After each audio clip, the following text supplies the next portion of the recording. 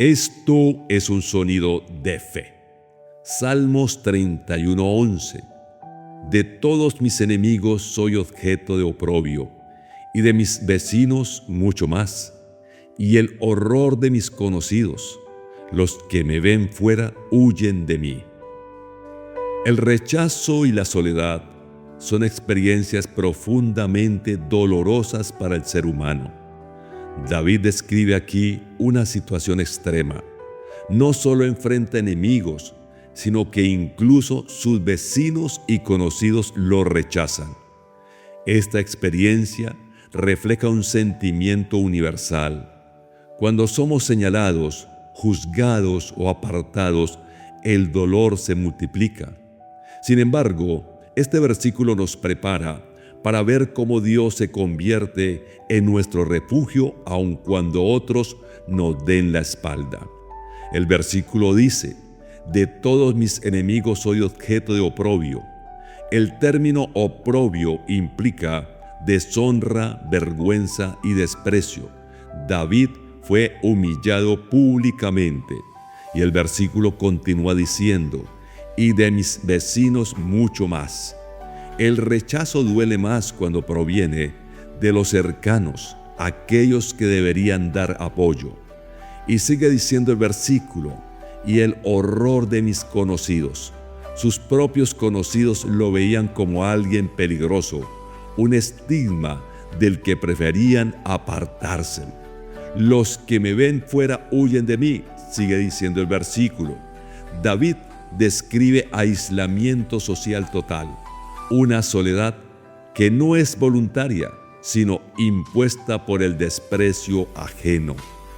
Ahora, el oprobio y el rechazo son pruebas que todos podemos enfrentar. Jesús mismo vivió este dolor, fue rechazado por su pueblo, negado por Pedro y abandonado por sus discípulos. Sin embargo, nuestro valor no depende de la aceptación humana, sino de nuestra posición en Cristo. Aunque el mundo nos rechace, Dios nos acepta y nos rodea de su amor incondicional. Algunos versículos. Isaías 53:3. Despreciado y desechado entre los hombres, varón de dolores, experimentado en quebranto. Juan 1:11. A lo suyo vino y los suyos no le recibieron. Romanos 8:31. Si Dios es por nosotros, ¿quién contra nosotros? Algunos ejemplos bíblicos. José, Génesis capítulo 37, rechazado por sus propios hermanos, vendido como esclavo, pero luego exaltado por Dios. Job, en Job 19, experimentó abandono de amigos y familiares en su momento más difícil. Jesús en la cruz, Mateo 27, experimentó el rechazo humano y el peso del pecado para abrirnos la puerta a la aceptación eterna en Dios. Ahora, quiero ayudarle algunos consejos para aplicar Salmos 31:11. Primero, recuerde que el rechazo humano no define su identidad. Su verdadera identidad está en Cristo. Segundo, no responda con amargura al desprecio. Confíe en que Dios vindicará su causa. Tercero, rodéese de la palabra de Dios, que afirma su valor y su aceptación eterna en Cristo. Cuarto, ore incluso por quienes le han rechazado, como Jesús oró por sus verdugos. Algunas preguntas para reflexionar. ¿He permitido que el rechazo de otros me defina más que la aceptación de Dios?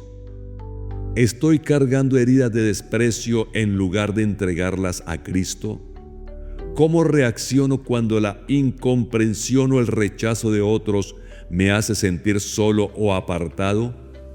¿He buscado más la aprobación de las personas que la aprobación de Dios en momentos de oposición o crítica? ¿Qué tan firme permanece mi fe cuando las voces externas me señalan o me desprecian injustamente? Hagamos esta oración. Amado Padre, Gracias porque aunque otros me rechacen, tú nunca me abandonas.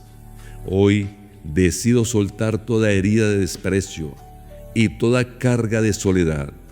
Te entrego mis emociones y recibo el abrazo de tu aceptación en Cristo. Afirma en mí la verdad de que soy hijo amado, escogido y aprobado por ti. Señor, hazme fuerte para amar aún a quienes me han rechazado. Esto lo pido en el nombre de Jesús, dándote gracias. Amén, amén y amén. Y muchas bendiciones para todos.